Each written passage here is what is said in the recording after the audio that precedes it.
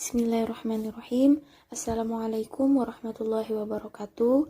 Alhamdulillahirabbil alamin. Assalatu wassalamu ala asyrafil anbiya'i wal mursalin sayyidina wa maulana Muhammadin wa ala alihi wa sahbihi ajmain, amma ba'du. Kami dari kelompok 8. Di sini kami akan mempresentasikan makalah kami yang berjudul Kebebasan, Tanggung Jawab, dan Hati Nurani.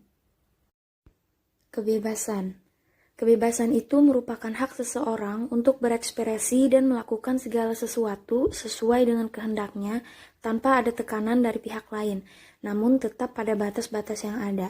Jadi setiap manusia itu memiliki haknya masing-masing untuk melakukan apapun yang ingin dilakukannya tanpa adanya paksaan dari orang lain, namun tetap pada batas-batas yang ada seperti tidak melanggar norma-norma ataupun aturan-aturan yang telah ada seperti misalnya dalam masyarakat, aturan dalam negara, atau dalam keluarga, ataupun pribadi.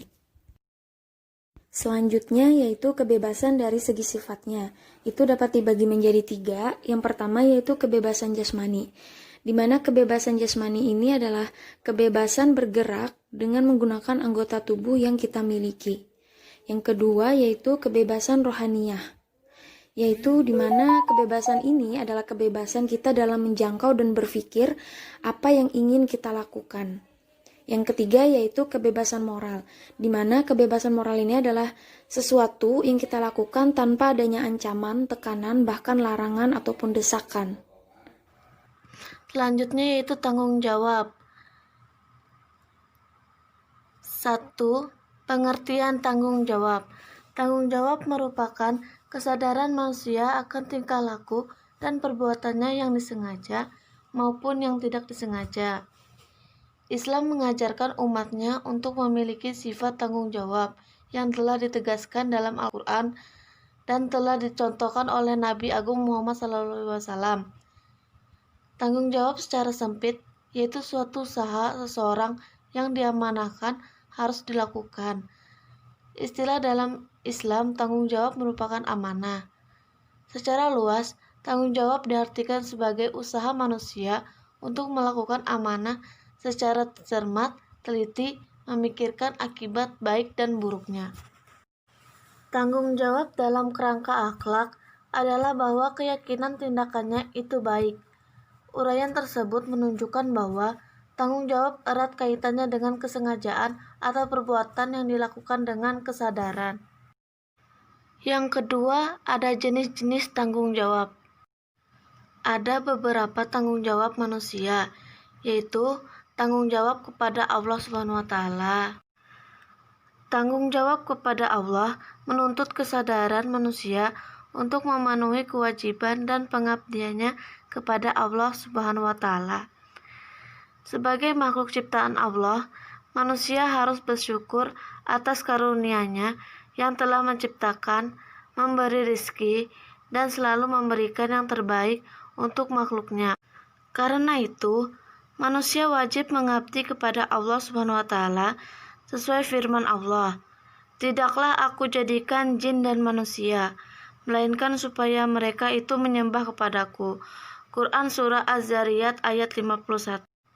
Yang selanjutnya yaitu tanggung jawab kepada keluarga. Keluarga adalah ayah, ibu, anak-anak, dan juga orang-orang lain yang menjadi anggota keluarga. Tiap anggota keluarga wajib bertanggung jawab terhadap keluarganya. Tanggung jawab ini menyangkut nama baik keluarga. Tetapi tanggung jawab juga merupakan kesejahteraan, keselamatan, pendidikan, dan kehidupan. Tanggung jawab kepada keluarga ini menuntut tiap anggota keluarga untuk mempunyai kesadaran dalam tanggung jawab. Lalu yang selanjutnya, tanggung jawab kepada masyarakat. Manusia merupakan makhluk sosial. Manusia merupakan anggota masyarakat.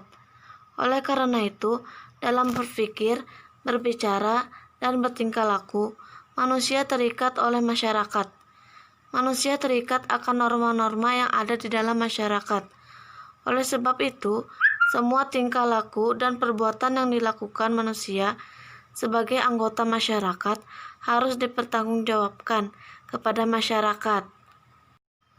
Lalu yang terakhir ada tanggung jawab kepada bangsa negara. Suatu kenyataan bahwa seorang manusia merupakan warga negara, suatu negara. Manusia terikat dengan norma-norma atau peraturan hukum yang dibuat oleh suatu negara tersebut, jadi seseorang tidak bisa berbuat sesuai kemauannya sendiri. Apabila perbuatan seseorang itu salah dan melanggar aturan yang ada dalam negaranya, maka harus dipertanggungjawabkan kepada negara. Baik, selanjutnya kita akan menjelaskan mengenai hati nurani. Pengertian hati nurani. Hati nurani berasal dari bahasa Latin, yaitu conscientia yang berarti kesadaran. Hati nurani juga bisa diistilahkan sebagai suara hati, suara batin, atau kata hati. Jika didefinisikan secara luas, hati nurani adalah kesadaran moral yang tumbuh di dalam hati manusia dan mempengaruhi tingkah laku seseorang. Hati nurani erat kaitannya dengan kesadaran diri. Dalam artian, seseorang yang mempunyai hati nurani berarti ia memiliki kesadaran untuk membedakan antara tindakan yang benar dan salah. Biasanya hati nurani muncul dalam bentuk bisikan halus yang datang dari jiwa paling dalam, hanya sepintas, bersifat jujur dan intuitif.